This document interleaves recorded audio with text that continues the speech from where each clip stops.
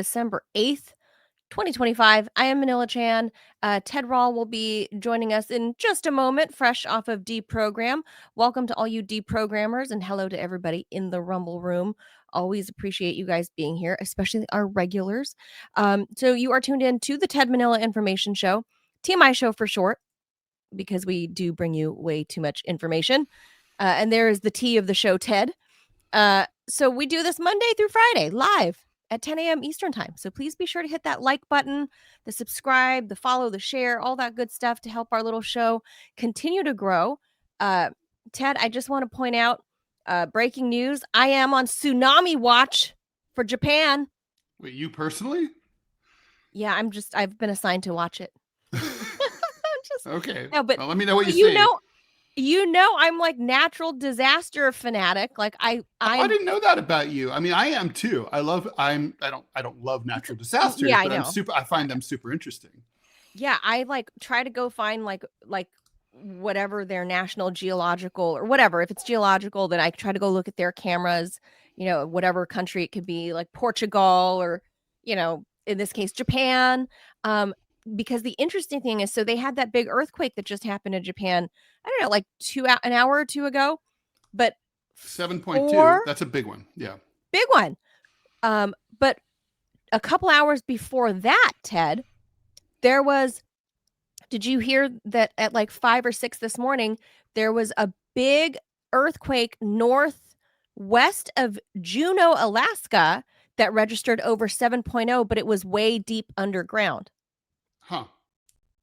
Yeah. And that's obviously like all part of the Ring of Fire. I fell into a burning ring of fire. I'm just saying, like, I'm waiting for the giant super volcano near Robbie to erupt. I'm not. I don't want that to happen. I saw the movie 2012. Either. That's not good. Poor Woody Harrelson. No. He'll blow up in his trailer. Robbie will fry up. I know. I don't want it to happen, but it doesn't mean I'm not waiting for it to happen. But I'm still waiting for it to happen. So I'm just saying, I think those things are connected. I'm no, expert. I'm not at like, that Caltech doing all the earthquakes. No, they're not. They're not on the same fault line. No, it's the Ring of Fire, though. It's on the same tectonic plate. The whole Asian, the plate off of the Pacific Ocean. It's the same plate. The Juneau thing? Yeah, Alaska is on the Asian coastlines. Okay. Of the Pacific Ocean. All so right. I defer to your superior tectonic knowledge. And Alaska, remember, the natives looked more like me than they do like you. That's true, of course. And the natives of Japan look more like me.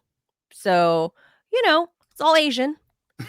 And so there was like, I'm going to claim Asian earthquakes in Asian territories. Oh, okay. Fair. Robbie's shaking his head no, but Alaska, look, the Russians took that land, right? Alaska was at one point Russia. Yes, it was. And people don't even understand, like there's the Russian River in Northern California. And it's like, oh, that's just a name. Like, no, there were Russian settlements in Northern California throughout the Pacific Northwest. Yes. In fact, near like the beautiful coasts of like Carmel and stuff in California, like they're in central central coast-ish, right? Like where those beautiful cliffy beaches are. A lot of Russian settlements there back, a couple hundred years ago. There's still some Russian architecture there. Like there's some hotels that are like in the shape of dakchas and stuff. Cool. And the people of East Russia look like me. A lot paler than you, Ted. Well, that's the thing, right? Like the Asians, your guy's skin tone changes a lot depending if you're like in the sun or not. So like it's like for example, there's a lot of Chinese people in Canada, and they're pale. They're very pale Asians compared to like in Taiwan or in China. Are they really tan in Taiwan? Because of the island. They're just it's a noticeable difference. I wouldn't say they're tan or swarthy, but they're more like what I think when Americans think of like Chinese people or Asian people, they think more of that. that Chinese look, and it's like they're not as pale, and but the same exact ethnic people in Canada are they're it's like a totally light sun yellow. exposure. Yeah. Totally sun exposure. I remember I had a real estate client. It probably would come back in your life. My ex was like that. I mean, if she spent like a month in the tropics, she would be much darker. Oh, I was much more tan living in Los Angeles. When I moved to DC, people were like, "Oh, where do you go tanning?" I was like, "Los Angeles." What? Yeah. This is what color I am. Brentwood. Yeah. Like, I don't know, walking around Venice? I don't like, what are you talking about? This is my color.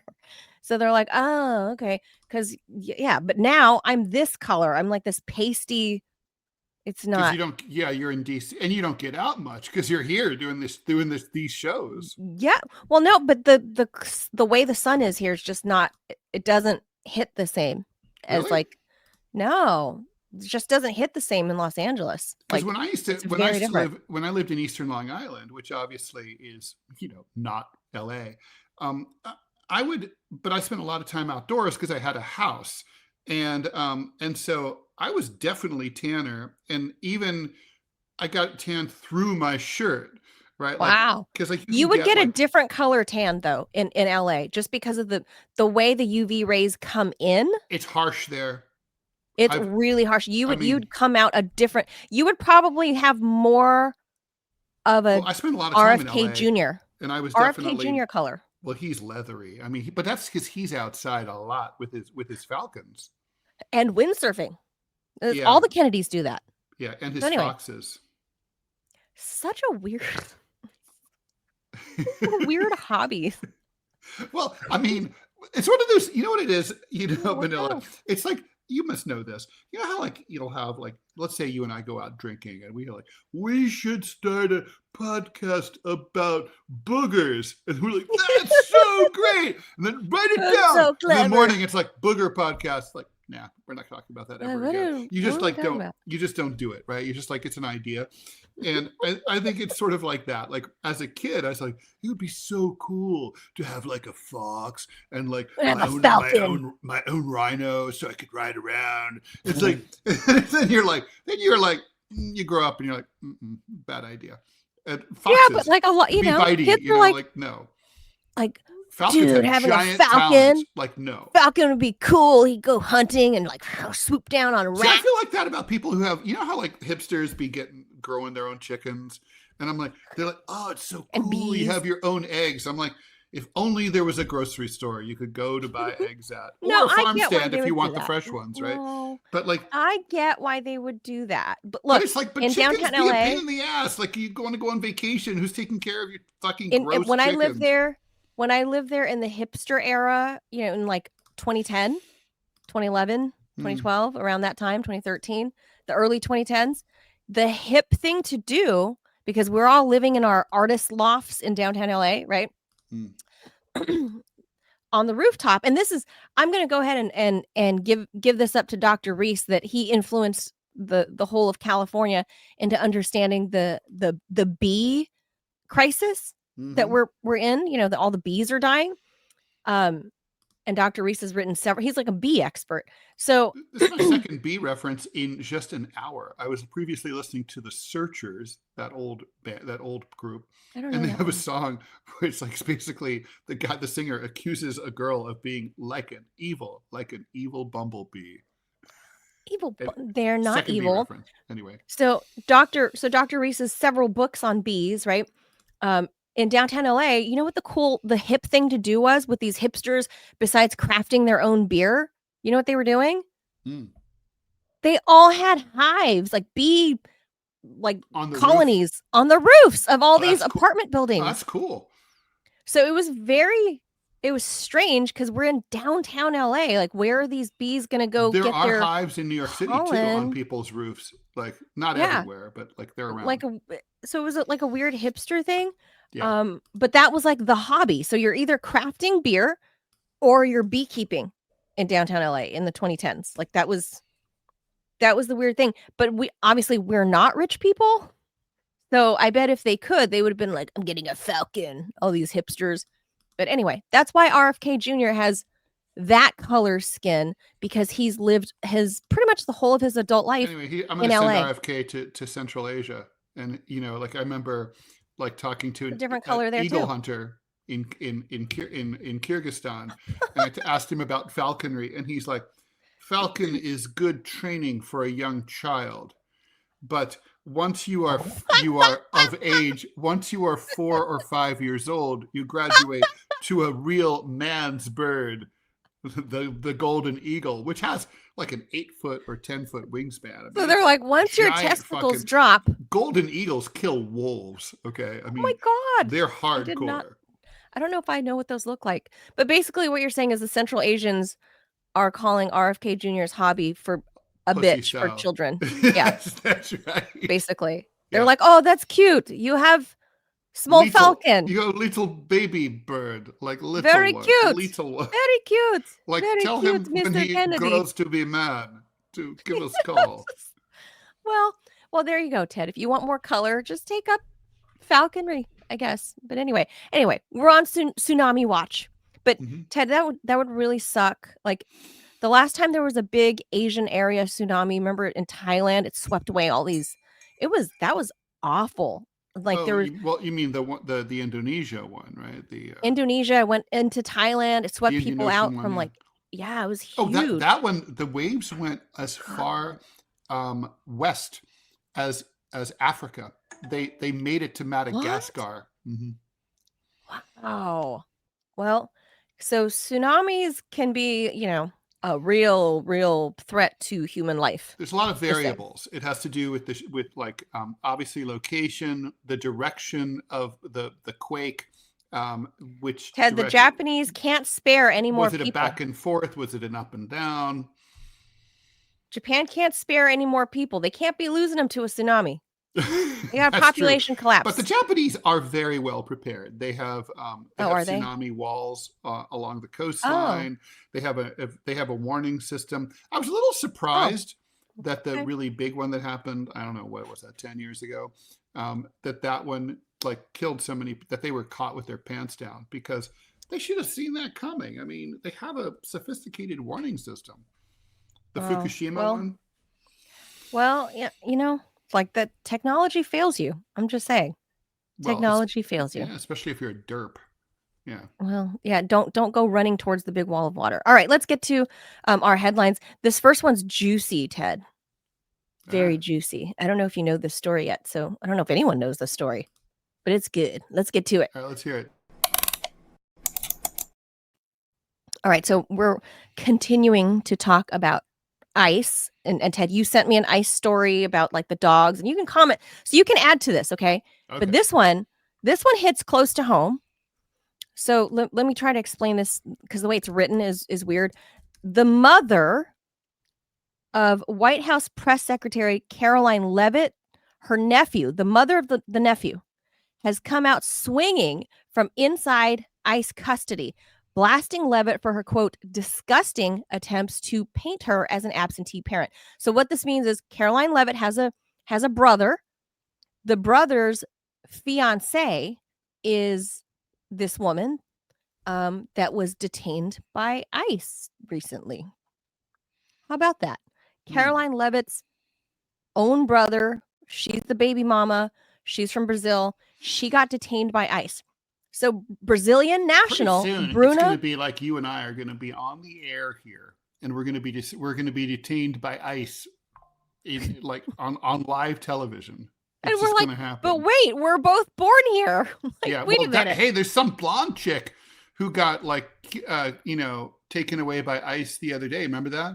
And she was like, "I'm a U.S. citizen." I think she's disappeared. I don't think she's ever turned up. We don't know where she is. She was screaming. She's like a rando. Like, I'm an American. What are you doing? I mean, not that blonde people can't be from somewhere else and can't be illegal. I'm not saying that, but you know what I mean. There's some Ukrainian blondies that are here illegally, Ted. Oh, yeah. They meandered through the Mexican border and no one stopped them. That's true. They just waltzed in. So Brazilian national Bruna Ferreira, age 33, who was detained by ICE agents in Revere, Massachusetts last month, said in an interview with the Washington Post on Sunday that Karoline, who's 28, so I don't know why that matters, but was once like a younger sister to her. That's a quote. I made the mistake there in trusting, said Ferreira, who is being held at the South Louisiana ICE Processing Center in Basile. Such a lovely place. Such a lovely place. Ferreira, who came to the U.S. at age 6, was picked up by ICE agents while en route to pick up her 11-year-old son from school, says her attorney. Glad to see that ICE is focusing on like the criminal gangs who are pushing fentanyl. The threat to America, like this mom. Since then, the White House has scrambled to distance Leavitt's New Hampshire family from her, with insiders repeatedly claiming Leavitt hasn't spoken to the nephew's mom in years. But just weeks this is before, like so gross. This is like it's like the cock crowed 3 times. Hold on. Well, just wait. I do not know them. It's like a Nazi official being like, Jews? I don't know any Jews. I don't know Jews. Okay, just wait, Ted. Hear the rest of the family drama. Just weeks before her arrest, Ferreira was cheering on her son at a little football game that he was playing in alongside Carolyn's parents and the brother, who's her ex. So they're co-parenting just a few weeks ago, Ted. Imagine that. People in their 30s that didn't work out, co-parenting this kid. The mom is from Brazil. Quote, I asked Karoline to be the godmother over my only sister, she said to WAPO. Why they're creating this narrative is beyond my wildest imagination. Leavitt has served as the face of the former President Donald Trump's sweeping, I don't know why they call it former, because he's the current president, of Donald Trump's sweeping mass deportation agenda. But her once close relationship with Ferreira complicates the hardened anti-immigration persona that she projects publicly. White House officials have taken aggressive steps to distance Leavitt from Ferreira, even amplifying a Department of Homeland Security statement falsely claiming Ferreira was a, quote, criminal with a prior arrest for battery. Her attorney, Todd Pomerleau, has dismissed those claims as lies. There's no publicly available court records to show Ferreira has ever even been arrested.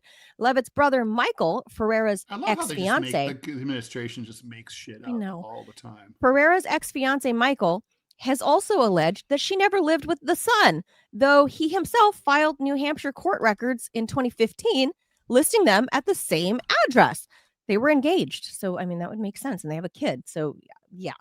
Pomerleau said the Leavitts were aware that Ferreira was in the process of obtaining a green card that would grant her permanent U.S. residency.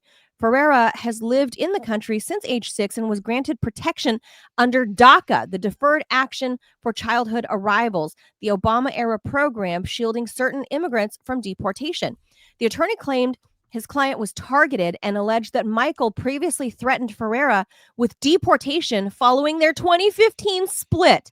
What a gentleman, Ted. What a gentleman. Charming. Since her detention, Michael and Karoline's father, Bob Leavitt, has urged Ferreira. Like people who do these things to each other, it's like you used to give this person oral sex, and now you're gonna like do that to them. Like what? And she's the mother of his son. Like, come on. That too. They were co-parenting just a few weeks ago at their son's football game. At their Pop Warner football game. Come on. So Grandpa Bob says that Ferreira should, quote, self-deport and attempt to return legally. Pomerleau, the lawyer, says that's a trap.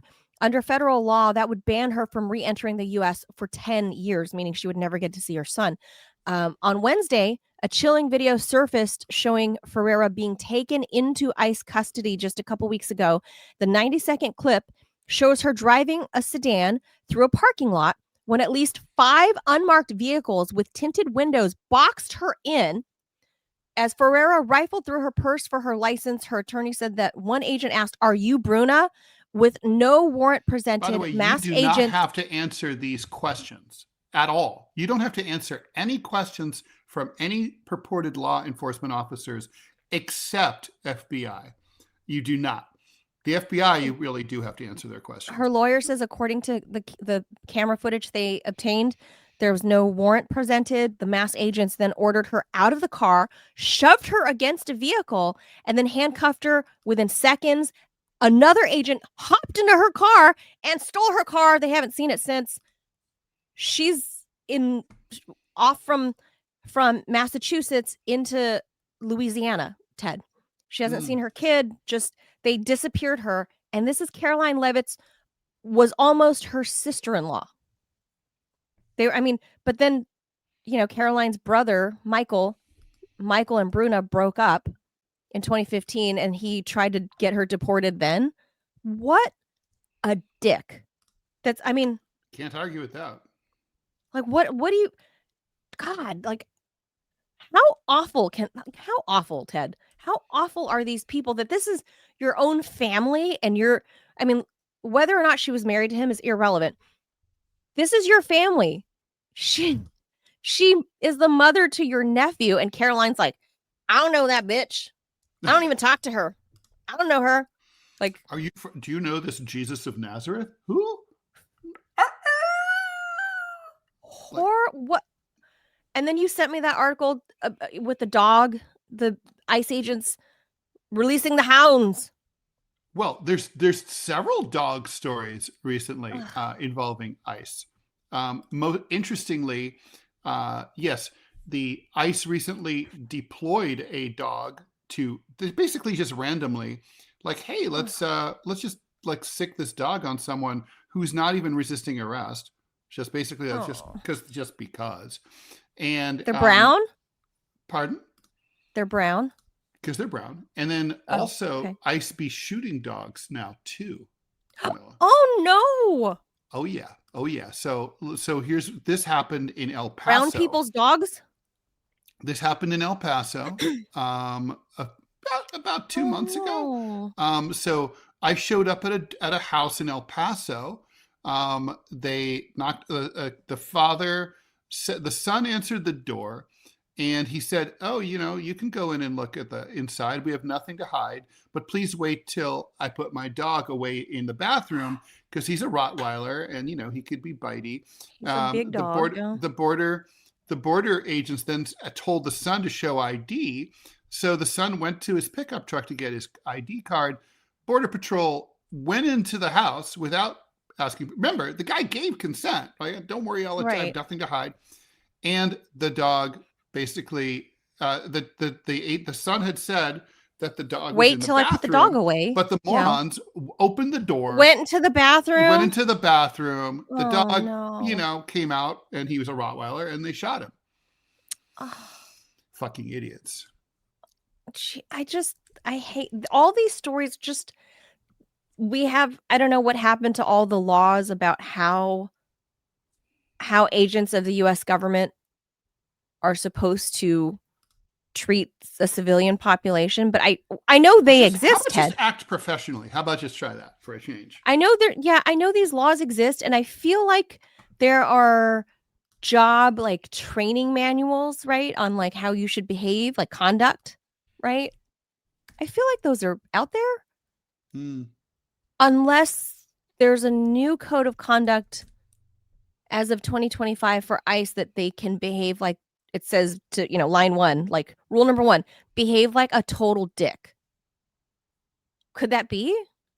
I wonder if we can get our hands on a manual. It turns out that so ICE is recruiting like crazy. I don't know if Manila, if you've seen, we've all seen the ads, but apparently they are hiring people who have criminal records, who are including felony assault. You're kidding. They are also people who are wildly out of shape, morbidly obese, people who seem to have. I'm not going to shade on the obese people. They need jobs. Illness, I get it. Mental illness. Great. So basically, they're hiring a bunch of psycho loser scumbags. Great. So what could go wrong? So dudes that have a background in battery and assaulting people. Mm-hmm. Yeah, they're showing Give him up. A badge. They're not vetting people, and they're showing up to training. By the way, a lot of them are druggies, and they fail their drug tests. the majority, this is according to NBC News, these are the people who have been hired, they're in training, the majority fail to meet ICE's physical and academic standards. They have criminal charges, fail to pass drug tests, or safety charges. Okay. And these are the people who admit their shit. This is like they don't screen they just ask you, hey, Manila, have you ever been arrested for selling drugs? And you're like, no. And then I'm good. No, you passed. You're in. Congratulations, $50,000 signing bonus. Woo-hoo! Cool, thanks. Woo! Yeah, you're welcome. Go out and beat up some brown people. Have fun. What can go wrong, Ted? And one more thing about the dogs before we move on. Oh, we got to do an ad, says Robbie. Go ahead and put that ad. I think it's a feature, not a bug, right? I think I was going to say that. They don't want to hire qualified, smart, good people. No, because those people wouldn't do the job. You want a goon. My other question about the dog, Ted. Do you think one of those German shepherds used by ICE might be Commander? It could be, adding to his trauma. No one has seen Commander Biden. No, that's in true. Months. No. Well, I want proof of life. Well, I mean, look, honestly, we got the first question is cherchez les Haïtiens. We got to see if there's any Haitian neighborhoods near near Rehoboth, or however you pronounce it, Rehoboth. Rehoboth, where they took. Is that where they took Commander? Okay, well, I mean, I guess that's where he is, right? I don't know, or he's on an ICE raid. Okay, we got to do this. We got to do a word from our first sponsor. Robbie's got it up. Okay. So you've probably noticed Rumble is growing fast and it's not slowing down. They're building a real alternative to big tech that puts creators first. They really do. And actually protect free speech. And now there's Rumble Premium, an easy way to upgrade your experience. With Premium, you get ad-free viewing across the platform. No pre-rolls, no interruptions, just the content you came for. Plus, Premium members unlock exclusive content like bonus videos, behind-the-scenes drops, and more from your favorite creators. Right now, Rumble is offering $10 off an annual subscription. Just go to rumble.com/premium and use the promo code STUDIO at checkout. That's rumble.com/premium, promo code STUDIO. No ads, more freedom, and content you actually care about. That's the deal.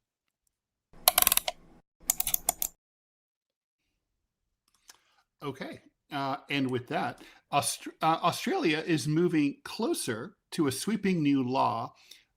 People under the age of 16 in Australia will probably soon be banned from using social media.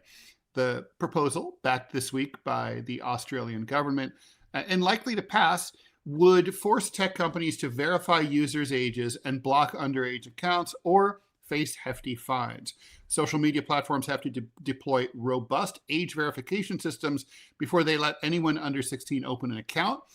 This would cover all major social media companies, no loopholes for smaller ones either. There would be steep penalties for any company that fails to comply. And the law would require platforms to over-block rather than under-block to avoid risk. The move addresses some serious concerns: mental health issues among young people, online grooming by perverts and abuse, and the growing pressure on kids from algorithms fueled by engagement and ad revenue. The Australian government says it's a protective measure, the equivalent of a 9 o'clock curfew for social networks. But skeptics say it's a blunt instrument that treats all kids the same, regardless of how mature or immature they are. Some say it's really easy for kids to lie about their age or use VPNs. One story I heard and read, I think I sent this to you, Manila, quoted a kid who was like, "Hey, Mom, can I have your picture?" And then uploaded their mom's photo. And it was like, the algorithm was like, it looks at the photo to see how old someone looks. It's like, she just like walked over. This person, that girl walked over with her phone and pointed it at like a photo on the wall of her mom. Oh, really? I thought it was of their mom, actually. No. It's just, she showed, it's like, when you use your phone to scan a barcode or whatever, right? So she and like it's facial recognition time. So she's like, oh, and then she just puts it up there, and it scans her mom's photo on the wall. Which this wouldn't work for me. You are an adult. I'm very youthful looking. A lot of people might think I'm 14. I would hate that. I know. Anyway, like barely 16, Ted, barely. Anyway, others say that the law could throw out the good with the bad. For example, teenagers connect with their friends that way. They belong to community organizations. They look for jobs, whatever, get support if they're in crisis. So they wouldn't be able to do that, at least through social media. So this comes along. Obviously, there's been some high profile tragedies and various studies. I mean, we all know the problems with social media. The bill goes to the parliament soon. And obviously, this is likely to make a big deal. And especially if the Aussies have success with this bill and they see reduced mental health crises among their young people, I suspect that other countries, particularly the EU and Canada, will be looking, and other countries in the British Commonwealth will be looking at this as a precedent. Oh, I agree. I'm in favor of it. I'm in favor. I just think it should apply to everyone under 100. Social media is toxic and evil. It totally is. And even I would go one step further to 18. Pardon? I would go one step further to age 18. Oh, for sure. 18 seems like a no-brainer to me. We know by now, after we've had almost 20 years of rampant social media use and continued growth of social media use, it's 2 decades. We have a flood of information that shows that this is toxic to a youth brain. It's toxic to any brain, but specifically to the youth. Like, it should be 18 and over. But the problem is how you enforce it. I think the photo thing, like the article that you sent from the BBC, that little girl just showed her mom's picture to the age verification or whatever. That's not going to work. Maybe the social media platforms, if your digital, geolocation tag shows that you're in Australia, maybe they experiment with like a timer, like for each account, like a kid can only have, I don't know, let's say a kid under 18 can only use Facebook 2 hours a day. Let's just say Facebook or Instagram or whatever, TikTok. And it recognizes that you've logged in for 5 minutes here, 10 minutes there. You can't sit there and doom scroll for 10 hours. You know what I mean? Mm-hmm. Maybe that's how you limit it. But then, the question comes, how do you register the account and know to begin with that the person is 16 and over or 18 and over without having everyone force identify with their driver's license, which or government ID, which would effectively end the internet as we know it if you have to identify with a government ID. Yeah, so, I'm really torn about this because me too. I understand the argument for anonymity, like for example, LGBT people and stuff like that. Yeah. But I don't. But on the other hand, anonymity is also is how so many scams happen. There's so many threats, people, identity theft. It all happens through, imagine if you had to log into to your computer by putting in your ID card and then having and verifying that information matches your facial recognition profile. I mean, we'd be living in a very different country than we're living in now, but we would be. I mean, it would solve these other problems. I mean, that's the problem but then you'd lose the anonymity aspect, and the government's going to know everything about you more than they know. And in comes the social credit score. That's how the social credit score, it's mission creep, right? They're like, we're protecting the kids. And then mission creep, fast forward 5 years, here's a social credit score. Robbie has a take that I wasn't expecting. No, I think this is a horrible idea. I mean, anytime that the government says, hey, listen, I'm here to help you because there's this major problem, just give us a little bit more power. Let us have a little bit more control over what you can see and what you can, how you're able to communicate. And we will help you with this mental drug problem. Meanwhile, we're going to turn a blind eye to all the drugs just coming across the border and keep handing out SSRIs like candy because Johnny is bouncing up and down on his chair. I mean, the government is not your kid's parent. Yeah. You are. It is your responsibility to know what your kid is doing. It's your responsibility to actually be this thing called a parent. It's not. Listen, if you have some cat lady who's a bureaucrat in Washington D.C. who's never had a kid, or who thinks that there's like 74 different genders, sorry, you don't get to tell me how to raise my kids. Stay in your lane. And Europe, I'm looking specifically at you. I think what this is, under the guise of trying to protect the kids, they're trying to hamstring the backlash that they're seeing among young people against the orthodoxy in government right now. No, Gen Z, they communicate over video games, Discord. They're on TikTok. Yeah, they're doing all the things. Well, like the whole Gaza thing is because of TikTok. Of course it is. And so, I mean, if you're going to tell me that the government in Australia now is coming up, oh my God. Social media saved my ass with the LA Times too, because it helped me. I was blocked by mainstream media, but I was able to get the word out through social media. So, well, one thing I want to point out is that Rumble is considered social media. So if you're able to regulate that, what? Of course it is. Yeah, it's not a video platform, or the same way that Facebook is, or some of the X is. I mean, you're able to stream to it. That has a commenting feature. I mean, it's considered a social media. Yeah, any place where you're able to engage with an audience is considered social media. And so, if you're concerned about hateful opinions, or mental illness, or social pathogens like me, like I'm one of the biggest social pathogens around, then obviously, are you one of those big spiky like pink balls like COVID? Yeah, kind of. Yes. Spiky pink ball. I mean, no, all I'm going to say is anytime that the government says, "Hey, listen, I'm here to help you. I'm going to keep you safe," a la the Patriot Act or anything like that, run screaming, because the biggest problem that the West has is that we have ceded our personal liberty for security, and we've lost both. That is the worst thing that you could ever possibly do. If you're a parent, parent your kids. No, I agree. That's a very good point. And you gotta do the work, and you gotta monitor. If you don't want your kid on, let's say, TikTok doom scrolling for 10 hours a day, then get on their ass. Take their phone away, take their iPad, whatever. Well, one thing, on your phone, you have a setting is called parental controls. Yes. You can lock little Johnny out. Use it. And you remotely. You can even go into the app of your ISP, like that we use Spectrum here in Kalispell. You can block entire websites. There are things that you're able to do. Yeah. There are things that you're able to do. And you don't need the government to be your parent.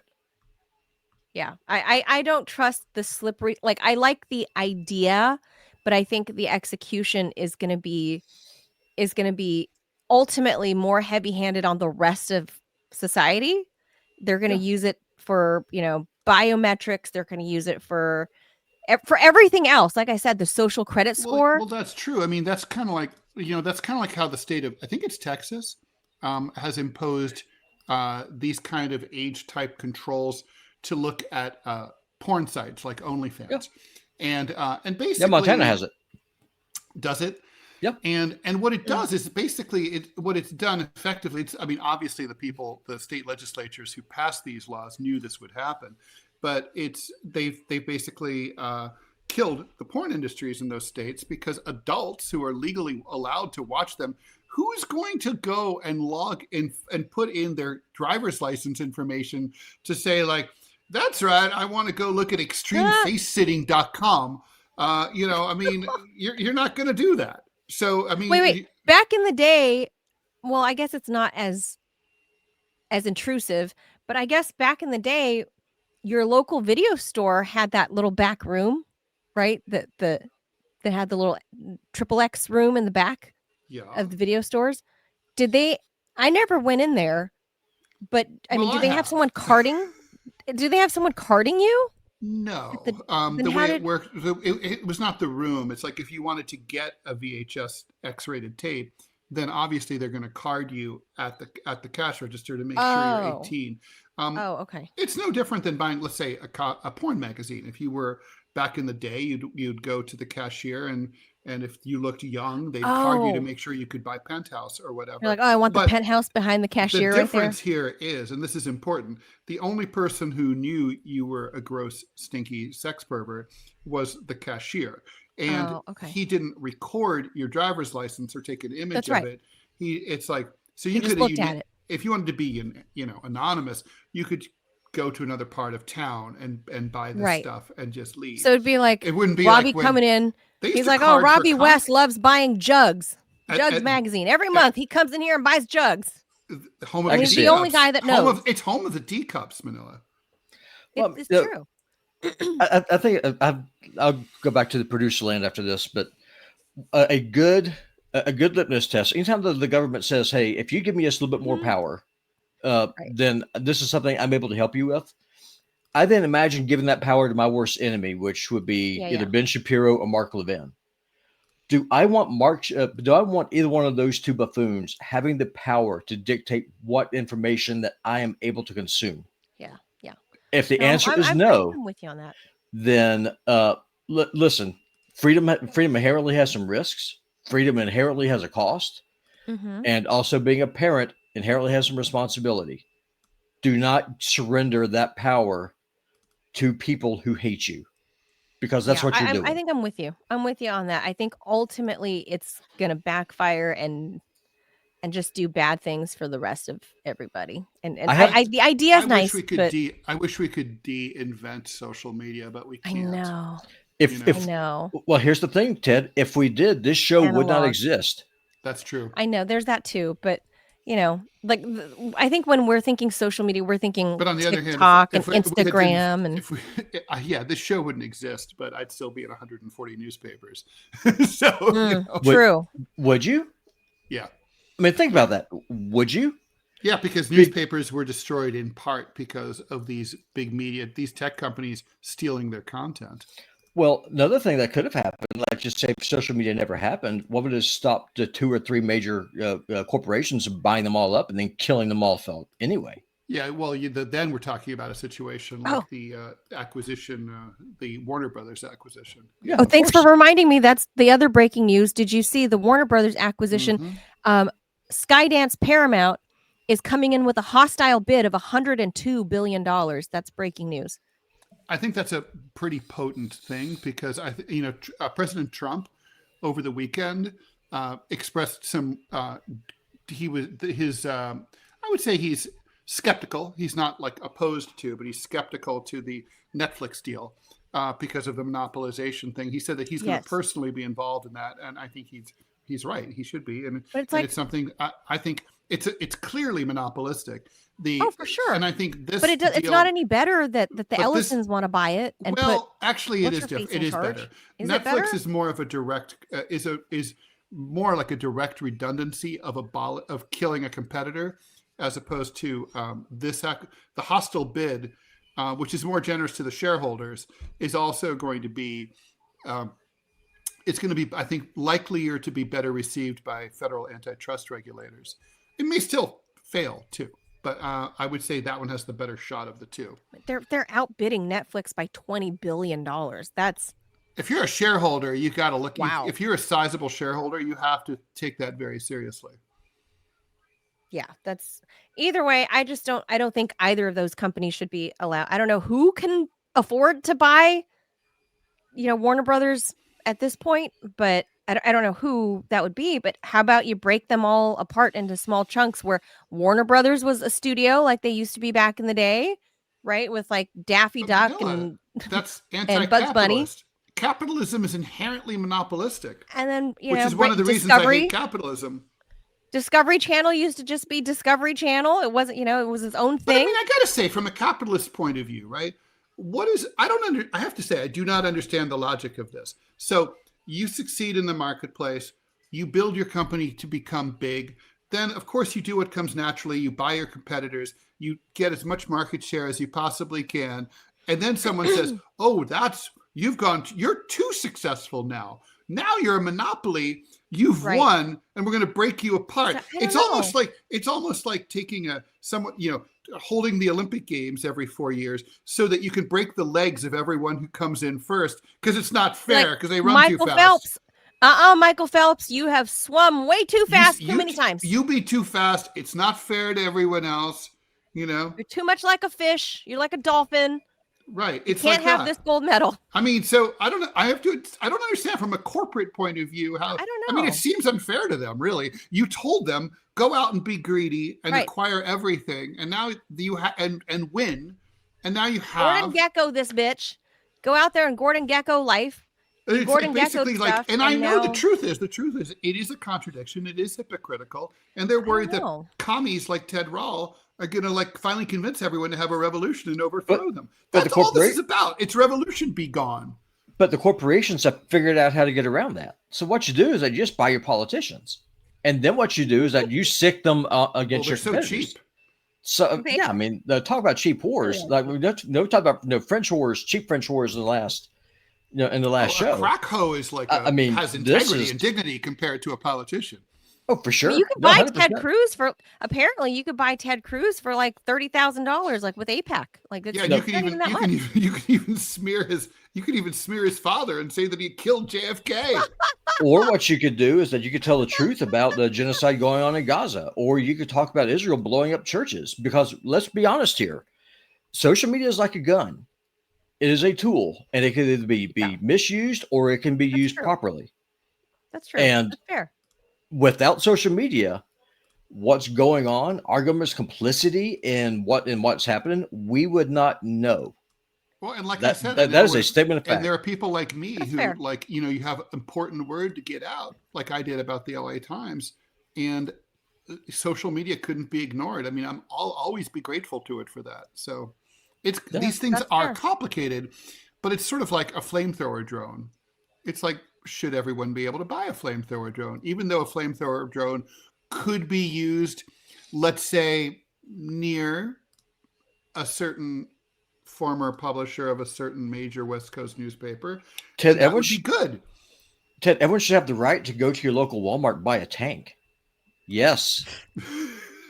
I could see many useful applications to a tank. Listen, we have 6 inches of snow outside right now. A tank would make driving the main streets of Kalispell very nice right now. True. Yeah, but you would rip up the roads. Exactly. Ted and I are thinking the same thing. Like, yeah, but then my tax dollars got to go to pave your damn roads again. Well, you know what? Close the borders and deport all the DACA people and recoup all those expenses, and you can pay for your roads. No. Yes. No, stop paving the roads. Just pave the ones that need. Don't go tearing them up. That's why whole military parade in DC to tear up roads every time. So every time you go out for a spin in Kalispell, we have the road has to be repaved. I mean, talk about constant road work. It's like single-use rockets. That's why Elon Musk invented SpaceX, was to get rid of the single-use rocket. That's like taking a flight from New York City to Los Angeles, and that jet just gets thrown away. Listen, in fairness, Montana's winters do an excellent job of tearing up the roads every year anyway. But not like a tank would. That's like saying, 9/11 destroyed 4 airplanes, so we can do Manila's thing of throwing away the airplanes. It stimulate the economy. Oh my God. Okay, we got to move on. True. Thank you, Robbie. He brought up excellent points. Okay, let's move on next topic. All right, this one, for all you people with kids out there and all the weirdos that like Disney without the kids. I'm just kidding. I like Disney. I mean, I got a kid, but I know people, Ted, and I don't know what you and Robbie think about this, but I know a lot of adults who are, like Democrat, left-leaning, left spectrum politically, that refuse to have children but love Disneyland. I don't know if it's a creepy thing. Do you guys find that creepy? I'm curious if the Rumble Room finds that creepy. Dumb. I don't know, but I know adults that are childless and love Disney. Well, that's like all the adults who like watch, they read the Harry Potter books. I know adults like that. I knew grown women. We're in our mid-40s, so when Twilight came out, I knew married women, moms, that were obsessed with the Twilight series. I was like, well, wait a minute, you guys fantasizing? I mean, Twilight's, yeah, I guess that's true. It's YA. No, I think my mom friends were like fantasizing about young Edward the werewolf or whatever his name is. By the way, has anyone ever remarked the fact that like the covers of the Twilight books look exactly like the covers of the 50 Shades books? Oh, I don't know. Is it really? I don't like the artwork's like, it's like identical. You know, from like across the room, you wouldn't be able to tell the difference. Oh, I don't know. I never paid attention. So this one's for the Disney heads out there. So Disney's Disability Access Program, DAP, once considered a model of inclusion, has been sharply reworked, and the blowback is fast, emotional, and growing. At issue is the Disney Access Service, DAS, or DAS, DAS, DOS. That sounds scarier. DOS. A system that allowed qualifying guests to avoid long standby lines by scheduling a return time for rides. It was a lifeline for families dealing with autism, chronic illness, mobility issues, and other conditions that made traditional queues impossible at their parks, this is. Disney says the system was being abused. The number of guests using DOS has swelled from roughly 5% of attendees to closer to 20% over the past decade. The company insists that if everyone is, quote, skipping the line, then no one actually has that special access, making it impossible to serve those who truly need the service. So there's a new policy. The truly needy. Yeah, well, you know, there's kids like in the wheelchairs. And so under the revised rules, eligibility is now narrowly defined. They've like really outlined like what disabilities, I guess, qualify, focusing primarily on developmental disabilities such as autism or Down syndrome. Guests must undergo a live video interview before approval. Fraud or misrepresentation can result in a permanent park ban. I have a better solution. They can just feed anyone to, you know, those alligators every now and then, like they eat like the guests at the Florida park. Yeah, you know. Most physical or medical conditions like heat intolerance, chronic pain, digestive disorders are now typically denied. So, you know, you got Crohn's disease. Like burbly tummy. You got Crohn's disease. Which, by the way, that food is not going to help. No. So you're not going to get to cut the line anymore. Cotton candy ain't going to help. Not cutting the line anymore. So separate accommodations such as shaded areas or alternate queues may be offered to you instead. Disney says this ensures fairness. Queues. Like, here, go stand over here in line for free rocks. In the shade. Disney says this ensures fairness and compliance while addressing misuse. The company insists the goal is to prevent line skipping for convenience, not to restrict genuine access. Families affected by chronic illness and complex medical conditions say they've been shut out overnight. Parents report being denied access even when their children cannot tolerate long lines or high heat. Some claim their conditions are being dismissed because they aren't on that narrow list of approved diagnoses.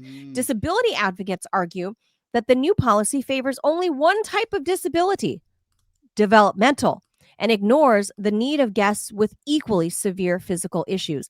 They accuse Disney of outsourcing medical judgment to call center consultants who don't know the patients. A shareholder group called DOS Defenders. Why should Disney be any different than a HMO?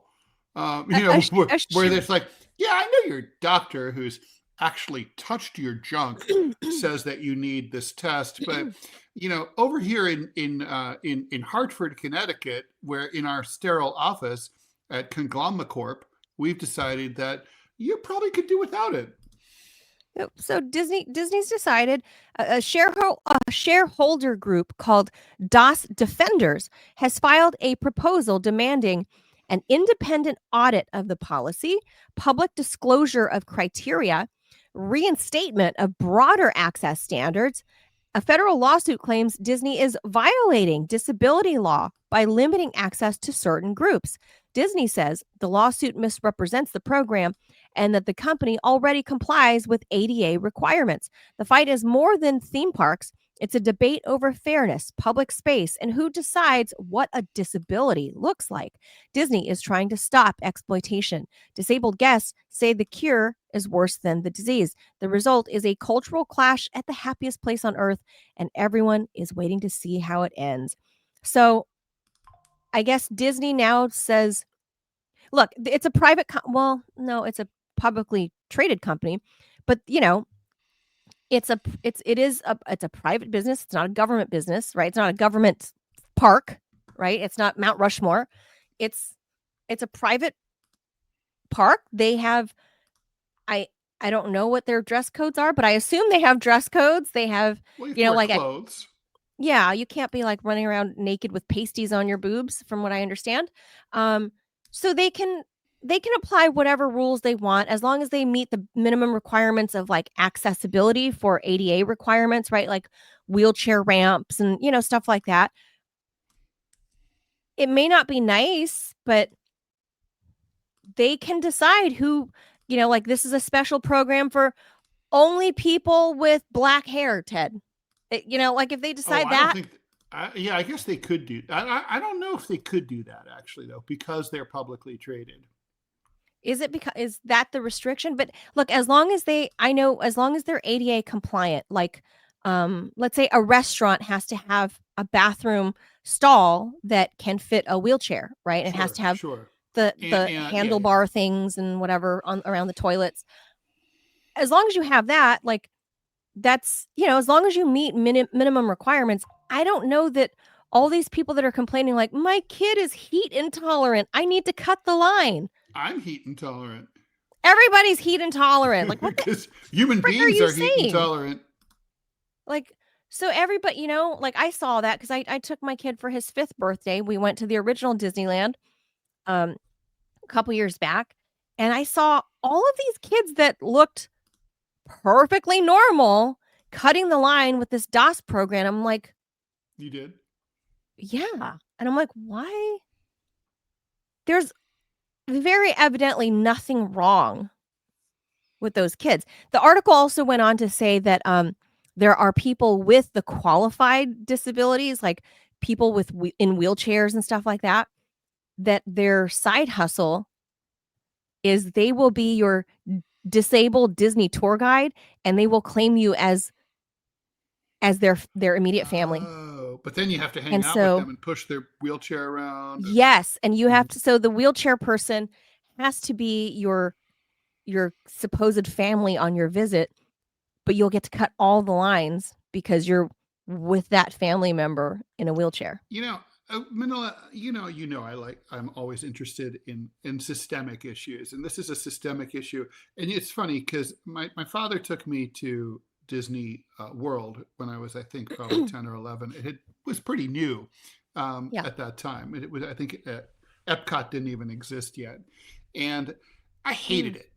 And even at that tender age, my dumb, young, inexperienced ass quickly sussed out that Disney sucks because of the lines. Because you're literally like, you're on the ride for a minute, and then you walk, and you find another ride. Walk across and the park, you go stand in line half an hour to ride a thing for a minute. I'm sorry, this is a shitty business. I mean, if I was Mark Cuban and you pitched this to me on Shark Tank, so we're gonna have a thing where we're gonna put it in the middle of the fucking swamp in Florida, where it's hot as shit, so hot that gators actually live there, and we're gonna take kids and we're gonna charge the parents like $1,000 each to go and stand in line with their cranky puss kids. And to wait for an experience that lasts like 45 seconds and wait half an hour. You have to buy like $12 pretzels. All you're going to do, all this is a factory for creating grouchitude. It's like, I'm like this. I was like, thanks very much, Dad. That was great. I appreciate the effort. Thought that counts. this sucked. I never want to go there again. And I never have ever been back. I never took my kid. Really? Because it sucks. It's a shitty experience. It's just one of those things. It's like fucking watching American football. American football is like 6 seconds of play and like, you know, and fucking 54 seconds of standing around talking.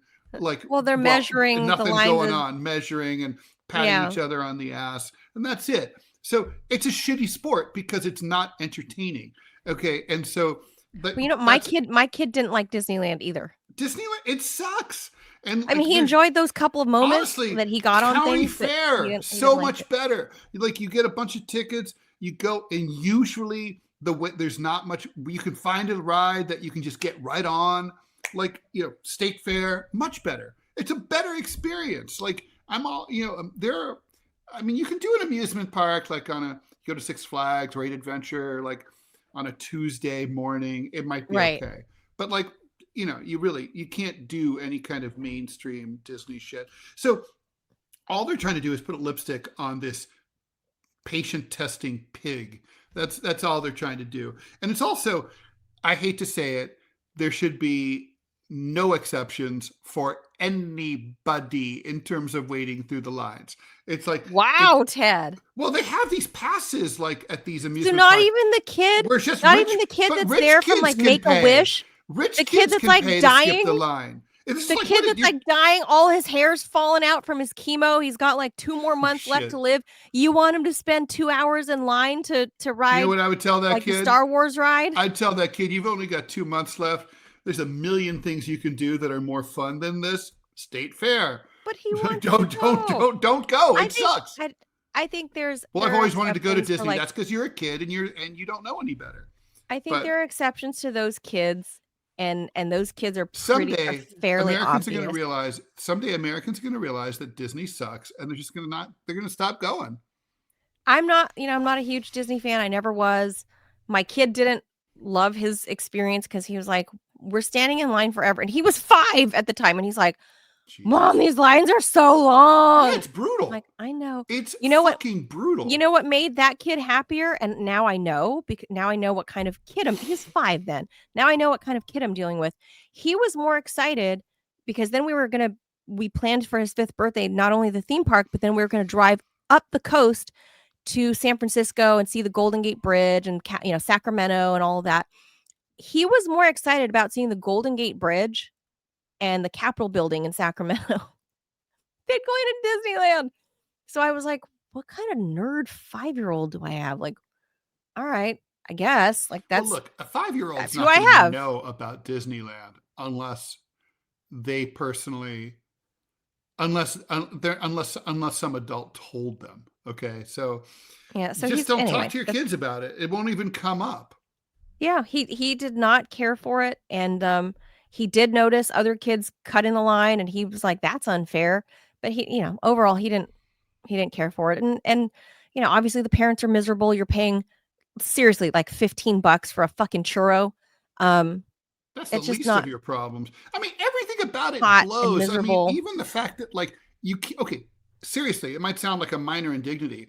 The fact that you have to you're in this massive parking lot that is so big that you have to hop onto a tram in order to get from to the park, from your parking spot to the front of the park.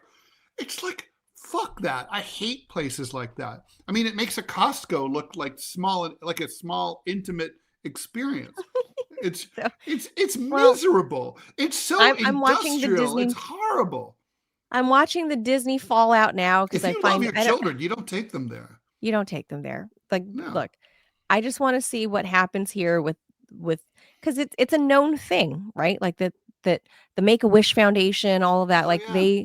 they get preferential line cutting for obvious reasons, but yes. Outside of that, and I have much more problems with like those stupid fucking VIP passes for like the rich parents. That's different. Oh, I saw that too, and I was like, "Fuck those people!" Like, no, I get it. Well, they're turning everything into the fucking airlines, right? Where everything is like. I saw those people, and I was like, "Fuck those people!" But like when you see the kid who's all their patchy hair is falling out. Like, clearly you're like, oh, sweetheart, go to the front of the line. Like, go get on that ride. Go get on the ride 5 times. Go. But yeah, I mean, look, outside of that, the snotty rich all kid I'm trying to say is the kid who's got 2 months to go eat shit, shouldn't have to wait. But so should the kid with 80 years to go. Shouldn't have to wait. You know what I mean? No, it's just too long. I get why they would give the preferential treatment to the totally disabled kids or the kids from Make-A-Wish or whatever. I get that. But the rich kid speed pass was infuriating. I didn't know that was there until. Well, that's like, I got to tell you, every time I walk onto the plane and I walk through first class and business, my blood boils. And like, if someone were to at that exact moment say, it's on, revolution, I'd be there. Because it's just like, fuck you. Who the fuck do you think you are? I'm just going to say this, Ted. Like and I've been there in the first class, and I feel awkward and embarrassed as people are walking by seething at me. It's horrible. Okay. Robbie says we have another ad. Yeah. I'm going to say, Viva la Revolucion a la Disneyland.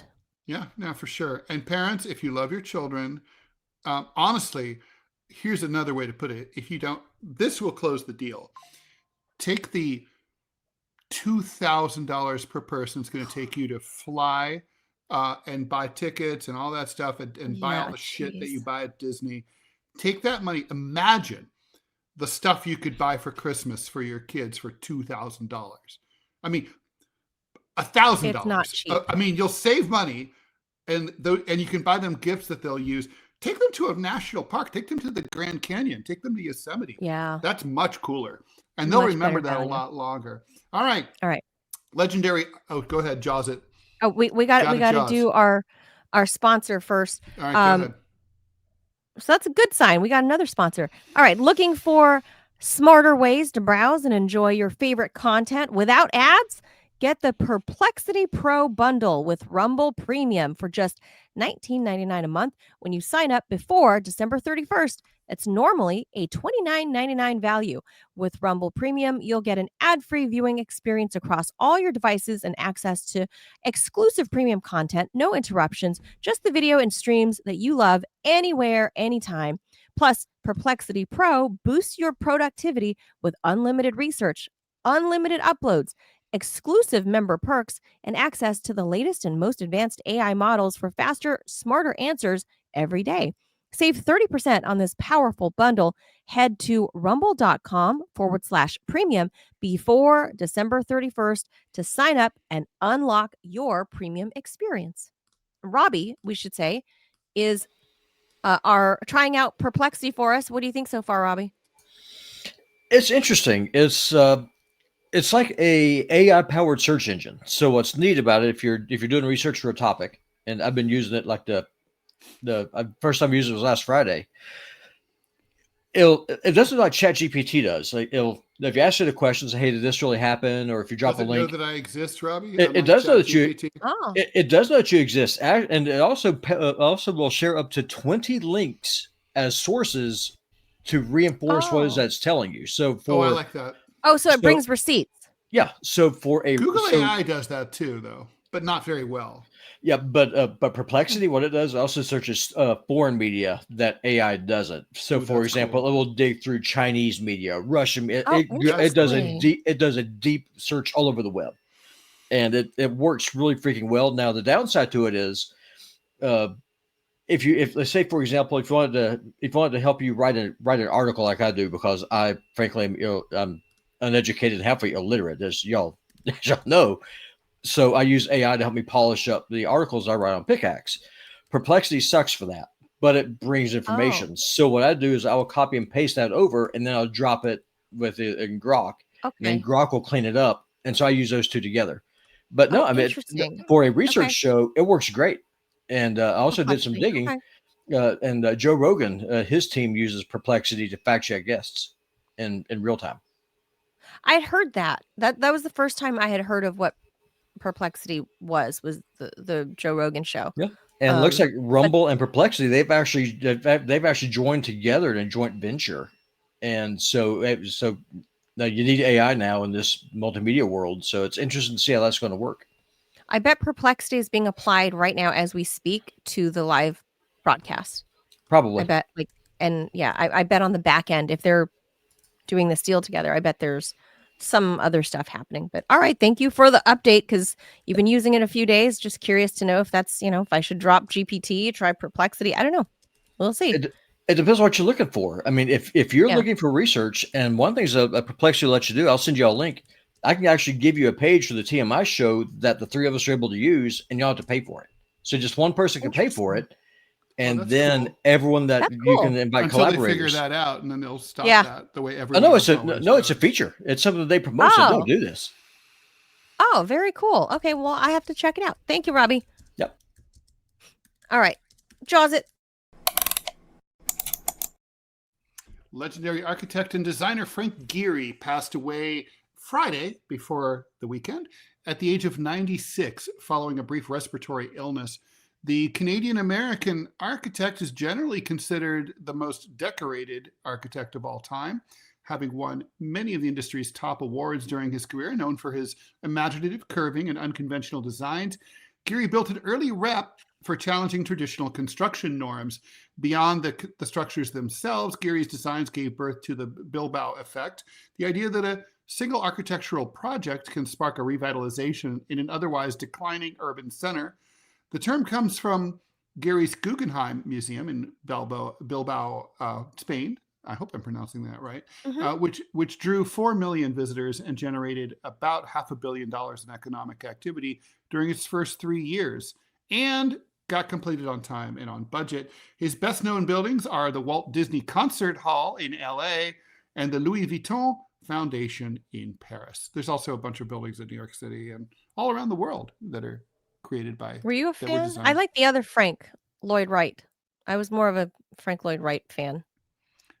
Me too. I would say that obviously he's an extremely notable architect. Gehry oh, sure. It's funny, both he and Frank Lloyd Wright had a similar problem, which is that they were not physicists. And therefore, they made a lot of design mistakes that caused some catastrophic problems. For example, Gehry buildings have had windows pop out of the frames and crash to the ground. There's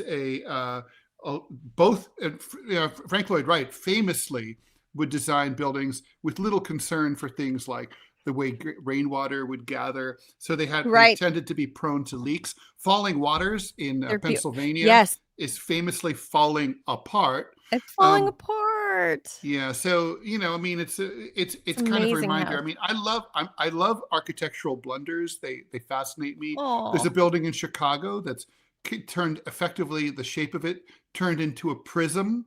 And it caused basically office workers had to wear sunglasses even on the cloudiest days because they were getting basically heated up like a fly under a magnifying glass. And there's a cornice on top of the Worldwide Plaza at 8th Avenue in New York City and 50th Street, where it was facing the Hudson River, where the wind would come off the Hudson River. And this 12-story high cornice becoming essentially, it had a hole in it that it turned it into the world's biggest whistle. So far north as the northern Bronx, you could hear, ooh. You're kidding. It was a major problem afflicting over 1 million people. They had to ultimately take it down. But the other problem was that it was going to it was building up a synchronous vibration in the building that threatened to tear the whole building was going to disintegrate. And it was like a 60-story building. But I thought, don't these architects work with other types of professional, let's say in this case, scientists or doing geological surveys before they break ground and build whatever. We have Peter in the Rumble Room, by the way. I think Peter said he's an architect, and he says, but Ted, Gehry challenged the traditional norm that roofs shouldn't leak. That's true. Like, who are we to think that just because we get to live indoors, we dare should be you? dry? What kind of, that's like dry privilege is what that is. And That's basically, yeah, you're a dry elitist. yeah, not to mention also we're harming the umbrella business, which, you know, could be, they could sell more umbrellas if you also had to use them indoors. Like I don't generally like the Frank Gehry twisty, you know, like curvy design. Like not generally. I guess the Disney I'm not a big fan, to be honest. I'm not like against clean it, lines. but yeah. Yeah, I like straight, clean lines. The only twisty, weird architecture that I could say I was amazed by is La Sagrada Familia, the church in Spain. Oh yeah, that was designed by Dali, and it was never finished. Yeah. That is cool as hell. Now, of course, art and it's stuff. Dali, though. Sure. He's a lot cooler. Yeah, way cooler. Gehry was a corporate architect. I mean, otherwise, I'm sorry, I didn't know he was still alive. I thought. Oh, he was still working until very recently. Oh my God. Yeah. I mean, God bless. He 96 years old. When he died, I was like, God, he's still alive. I don't think that I wouldn't say that he crapped up the skylines or anything, but I don't really think he added a lot. The real blight in cities like New York and Chicago are these needle buildings that have gone up that are really they're like incredibly tall and thin. So they're obviously for the super rich. And they're, you know, because basically they have apartment buildings. It'll be like, hey, here's your $18 million, you know, Saudi chic apartment, pied a terre on 57th Street in Manhattan. And that's like, it's bad. I like, as far as big buildings go, I like looking, and which is mostly the New York City skyline, is like these big Gothic and Deco style buildings. Well, it used to be mostly that. Yeah. Yeah. I liked that. And now that the newer stuff has come up, and then you see these curvy things like, oh, I don't know, like is it the Hearst building? That's it. The Hearst building is on 8th and 57th. And it's interesting looking. It's a big, that's a deco, a classic deco. I think that's interesting looking, but not like, what's that egg looking building in London? Oh, I don't know what that's called. Do you know what I'm talking about? It looks like a giant Fabergé egg. In Manhattan, which is like, yes. Yeah. So I'm not, I feel like, I don't know. RT at New some York point, used to be near there. Yes. I'm not an architect. It's not my, you know, I don't enjoy looking at those buildings. I'll just say, I love looking at 30 Rock and seeing, you know, like where the ice rink goes, and you know, those are like, majestic. Those are beautiful. It's beautiful. It's beautiful.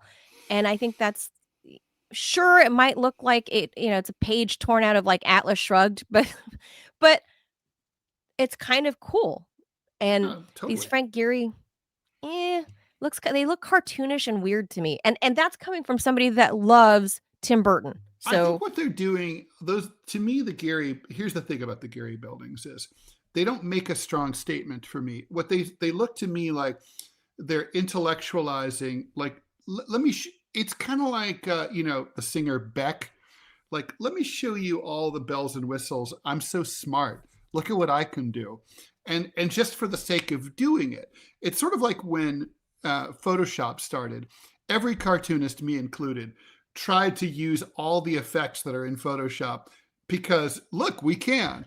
And then you learn, like, you shouldn't, because, like, just because you can have, like, gradients gone wild doesn't mean you should, right? Like, if it doesn't need a gradient, like, if it needs a gradient, put in the gradient, but otherwise don't do it. And so you learn that, right? And if you look at editorial cartoons from the late 90s, early 2000s, when Photoshop was new, you'll see them. They're all like that, mine included. And Gehry, it just seems like he's an architecture student who's like, look, we could have this one. It could look like a Jenga. You know, it'll look like Jenga. And why should buildings be square? Let's make them curved. Right. Does that serve any? I'm not saying everything has to be stark and severe, like in the internationalist style, like the Seagram building in Manhattan on Park. Not everything, although that's cool, but not everything has to look like that. But like buildings should, I mean, like, for example, the buildings that you described, like Rock Center, those buildings actually solved a problem. They were trying to have very tall buildings in a relatively confined space and leave a quad. Well, the way they do that is that, like, basically you have this beveled thing where it soars up, but then it opens up as you get closer to the top. It allows more light to come in.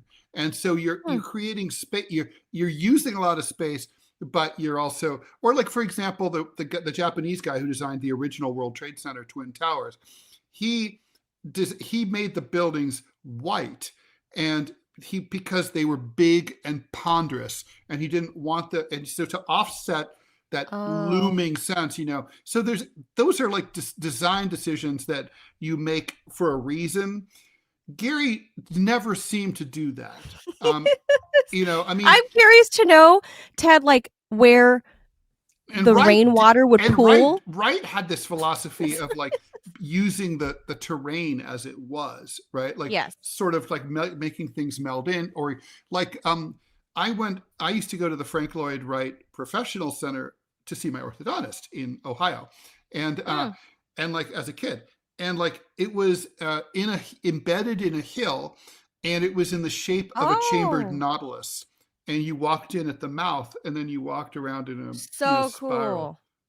Cool, except if you're in the middle and there ain't no windows and it's dark. I know. Right. There's so that. Stuff like but that. like, I love when I see, you know how so California architecture is for homes, that is residential homes. People know that look, right? Like that square, very modern, minimalist, clean look, right? Well, it depends what you're talking about. Which homes? Do you mean Southern California, like Malibu, or like just all across SoCal, all across Los Angeles? It's a very clean line, square, very minimalist, modern. The roofs tend to be flat, right? I love that style. They use a lot of glass. There's a mixture of stucco and steel. I love that look. But again, I'm from Los Angeles. I'm biased. That's the taste. That's the look out there. And it has I noticed historical resonance with the Spanish heritage there. Right, because like Spanish, the Adobe thing, Mexican style casitas are more flat, right? So, but there's a reason to that, Ted. It works for the weather. In that, and it would it not works there. It would not work in Alaska where it snows. Bingo. I'm starting to see a ton of properties being flipped over here in the DC metro where, we get rain and snow. We get 4 seasons. And I have contractor neighbors. I live in a fairly blue collar neighborhood, and some of my neighbors are contractors, and they told me that they go a lot to these new design California style design houses, and there's just pools of flood, like their roofs are leaking because they're flat roofs. I mean, I don't know. You're going to know what I'm saying, but like, so in the 1950s, when there was an explosion in American suburbia across the country of new construction, including schools, a very common model was copied from California. A school that would have several brick schools, multiple units, where you walk outside between units.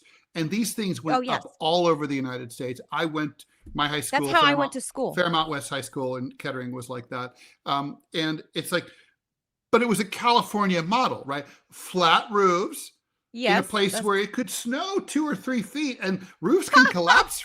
The roof can collapse from the weight of the snow. That does happen sometimes into buildings, so it's not a good idea. But also, I don't think about those things. I don't. And you had to walk outside. I remember we all had to wear our coats all winter long to go between classes. It was, what's the word? Retarded, right? Like, I mean, it's literally like. And I didn't know our schools went elsewhere. You guys copied our. I didn't know that. If you just drive in Virginia, I guarantee you throw a dart at a random suburb in Virginia, and just go to the high school. There's a strong chance, if it's post 1950, that it's like this California model architecture. Well, yeah, my son's I always saw on TV that Midwest going all the way east, that schools were indoors and the classroom had the hallways with the lockers. For obvious reasons. I used to dream about that. I was like, that's so cool. They're walking through air-conditioned hallways. not thinking about the cold. They weren't. No, they weren't. Oh, I wasn't thinking about the cold. We didn't have I thought of the heat because I'm, from a hot climate. But I was like, that's so cool. They have lockers. Everything's indoors. That's so cool. Right? Like, that's awesome. I wish our schools were like that. But I have seen a few, like you said, not where I'm at, like in particular, but probably elsewhere. Well, in California, some of the schools even have like the entrance to the classrooms facing outside. Yeah, of course. Like we had where I went to school, all the way from our middle school had one central building that had indoor hallways, but all the other classrooms were in like strips of brick buildings, and everything was outdoors. You just enter and walk, but that's Los Angeles. Like, it's warm. Here, my son's school, even elementary, is all indoors. So there's lockers, it's what you see on TV. So I just thought all East Coast schools were like that. I didn't know. Well, that's not smart. That's not smart. So no, it's not. All the architect people out there, please take into consideration your environment before you build public spaces. Consider the snow, consider the sun, consider the rain, consider the weather. And, even though you're going to save money, please think about the repair costs, and not because it's going to be so cool. It's curvy. Look at this. Like, you can slide right down the side of the building, Ted, like a slide. Who wouldn't want that? It doubles as a slide. Super cool, Frank Gehry. Well, anyway, rest in peace, Frank Gehry. Obviously, he's like an artist and an architect, but I didn't know he was still alive. Okay, so that's it. That's it for us. We'll be back. Oh, I'm not back tomorrow, actually. Robbie, I have an appointment tomorrow during showtime. Robbie's filling in tomorrow. Just a live reminder. Yep. Y'all be stuck with your favorite right winger again. I apologize in advance. So the boys are going to pick the topics tomorrow. Yep. And stay tuned for a raid to Putinbot Gaming. We are working on closing the new raid metric that Rumble has. Good. Which is actually nice. It's really done a good job with cross-pollinating from bigger channels over to smaller ones. So it's good to see. Cool. Very good. All right. Thanks, everybody. We'll be back. The show will be back tomorrow. I'll be back Wednesday. Adios, amigos. Unless you're underneath one of those snow-packed flats.